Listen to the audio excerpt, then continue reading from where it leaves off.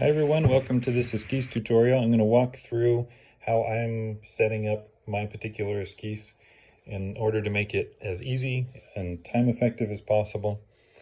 It will still take you a couple hours probably, and as we talked about in class, quality comes from quantity, so I recommend doing more than just 3 and finding the best one, whatever you have time for. You can see I put a center line through the middle of my paper and then a ground plane perpendicular to that. And I just freehanded that center line on my architectural scale, which is 1/8. That is absolutely required for this assignment. Do not use any other scale except 1/8. And because I'm using the same thing for everything, I just wanted to make it easy on myself. I put a nice bold tick here over the 0 and another one at 12. That's our exterior dimension of 12 feet. And then I wrote little eyes here for interior, and I found a center line so I can match that up with the center line that I've already drawn here on the paper. I have my tracing paper ready to go, and you can see there the lines showing through are going to be guidelines. So I can just freehand over the top of my tracing paper without having to go through the trouble of remeasuring and redrawing these things every single step. That's good practice, but it's unnecessary for your time. And the time that I save there, I can work on making more iterations or refining some of my ideas more particularly. Or there's always snags in the road that I'm gonna hit, and so I need to plan ahead for that kind of thing. I do like having a ground plane here just so my elevation feels like it's sitting on something and not floating out in space. And I'm going to mark here my elevation parameters, even though I might erase back into that line. It's just kind of nice to have start there.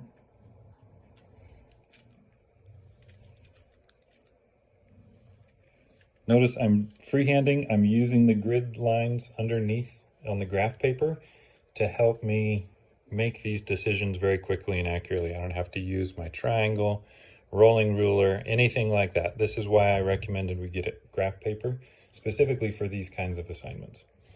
I've already worked out some math ahead of time. So if you have a proportional system you're interested in trying, you can of course pause the video anytime. I'm going to try at first a 5:7 ratio. This is going to be my 5 down here, and of course my elevation is going to be 7. Why is that? Because I want a pavilion that is more tall than it is wide. I don't want a long horizontal band as my gate. I want a tall thing. And that means that the shorter or the smaller number of my ratio is going to be the width. This is obviously stuff I've worked out ahead of time. Don't feel like you need to know this right away. So pause, think about it, or just start making marks. That's totally fine. This rectangle is pretty close to 5 proportion, just a little smaller because the phi is getting a little big. And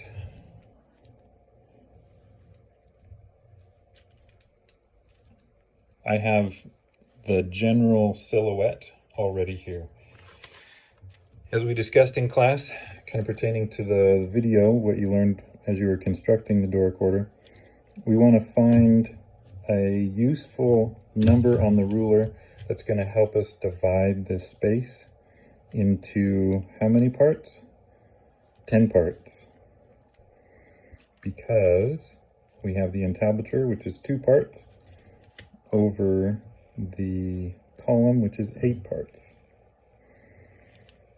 And let's see. And of course it can be a multiple of 10, 20, 30,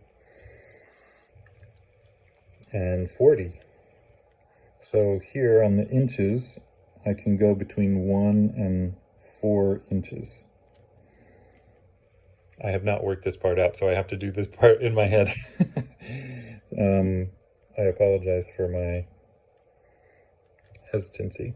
I think what I'm gonna say here, just to make it easy on myself, I'm gonna divide this up into, you know what? I'm gonna go to 5. That will be better. Boom, boom. So now I have 4 interior spaces. 1, 2, 3, 4.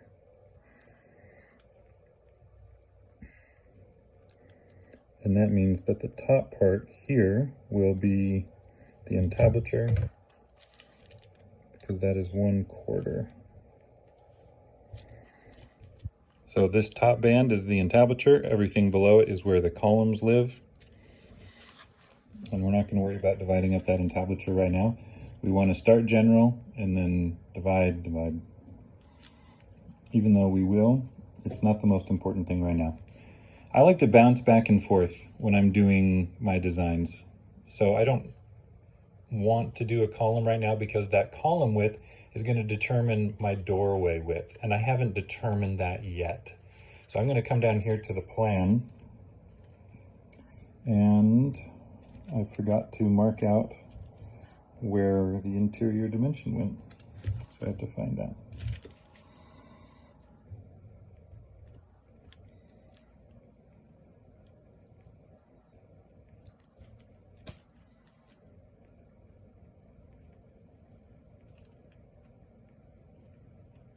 Okay, this plan view is going to answer a few important questions for us. The width of the door, or the opening if you want to call it that. A related idea is the width or the diameter of my columns. Why are those things together? Because my column can't be bigger than my opening, right? I can't make a big old column down here that's blocking the entryway, at least if I want it to be beautiful. If this doorway returns and this entryway opening starts to close down, I have more room for columns down here if I want to do a paired column or something like that. But I haven't made that choice yet. I like this particular design where it doesn't return back, because then that gives me a full 8-foot opening.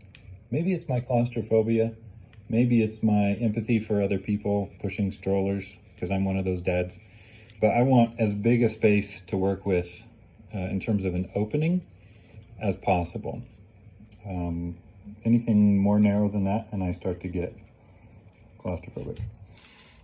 So the other question here is my columns. Are they engaged? Are they pilasters? Or are they sunken, right? So remember, if you want engaged columns that are fully round, and they need to come out more than halfway. Otherwise, they just look like blech. So I'm putting mine maybe 3/4, roughly. I hope you can zoom in on the video if you can't see that. Another version is the pilaster, which is a squared flat front. Remember, the pilasters don't have entasis. They just go straight up and down. This is not the view to show that. They would show up here, wouldn't they?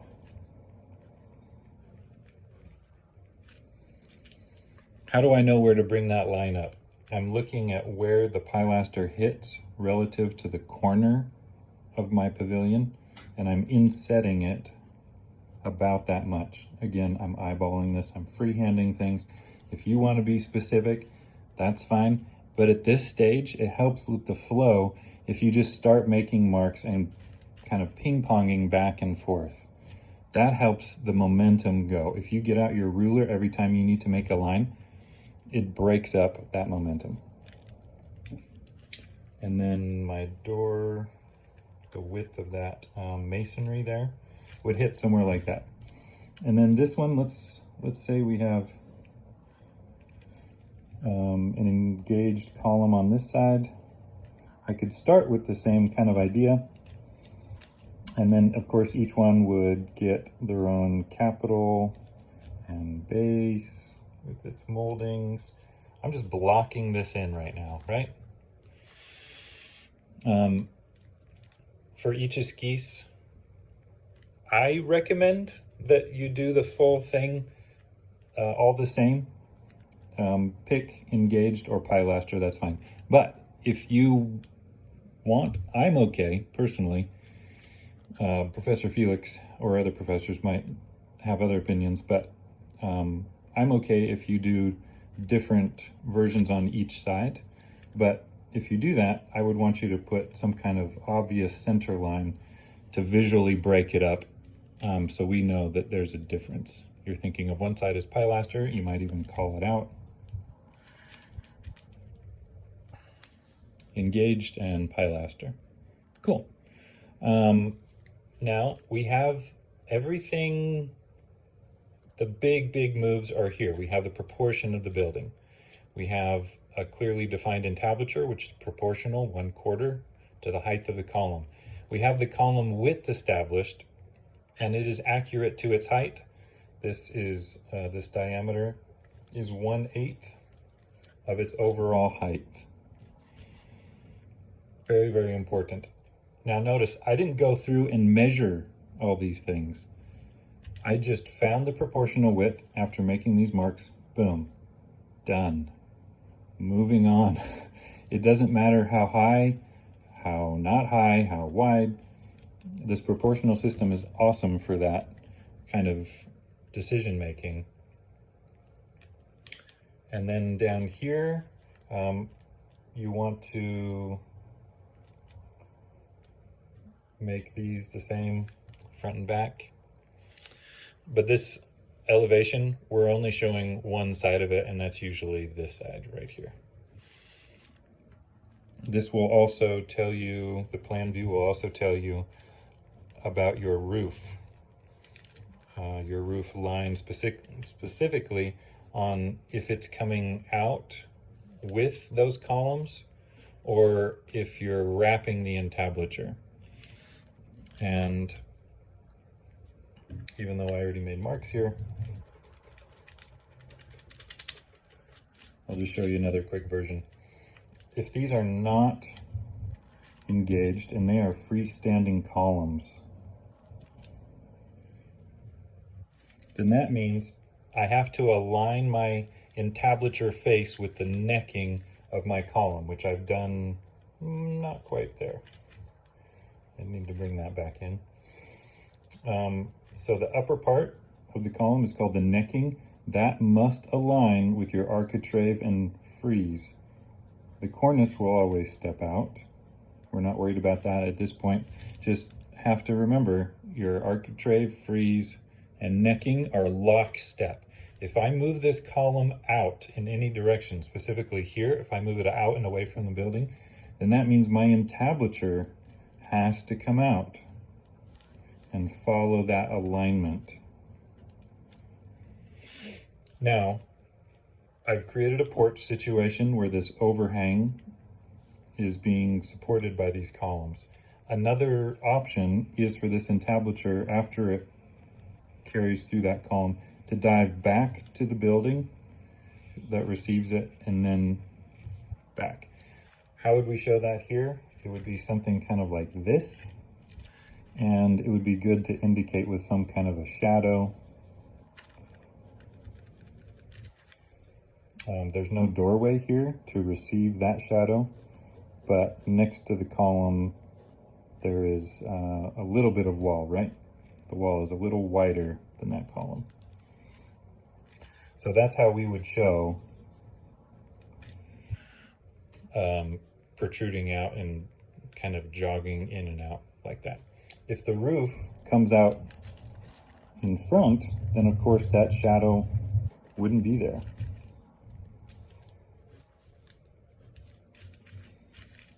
Okay, so I've created a porch because these columns are freestanding and that entablature is coming out proud of the building. Proud means it's in front of.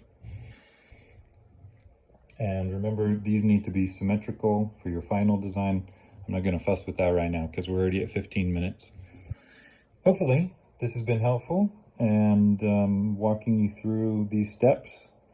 Do this for each one. Of course, when I'm done here, all I have to do is move off and slide my paper over. And I have everything I need here to just dive in. Oh, one final word. Your opening must be a vertical rectangle, not a square, not a horizontal rectangle by any means. It should always be vertical. Now, how vertical? That is up to you and your design, but never square, so this, and never horizontal, even worse. Okay? I personally would knock points off for that. Vertical rectangle. All right, folks, take care.